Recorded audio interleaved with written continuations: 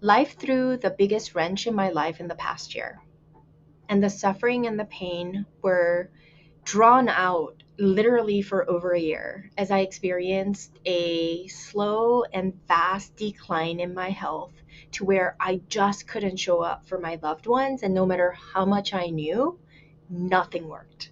Not the experts, not the best doctors, not the treatments, not the diets, not the supplements. Nothing worked, literally. I was stripped down to ground zero.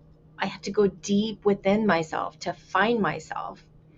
And I didn't know it at the time, but as everything crashed, I had to literally let go of all the impossible expectations and the false sense of control over my life. I was hospitalized 3 times, utterly dependent on the medical system, and experienced firsthand just how broken the system was. And during the health crisis, my fear was letting everyone down around me. That was my priority, and that was my most fearful experience. My 2 boys, my spouse, my parents, employees, and patients that I was serving. But I was forced to focus on myself and focus on getting well.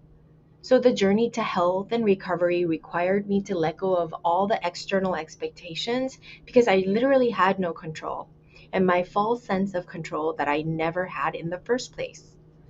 My recovery wasn't about finding the right doctor, expert, treatment, diet, supplement, or the medications or anything I could do.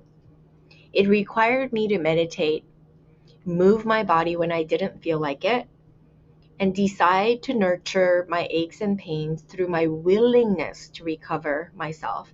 It required an internal shift. It brought me back to exploring myself in a way I never have. In fact, I was so forced to do this because there was no other choice. I learned to love, respect, and honor myself in ways I never had.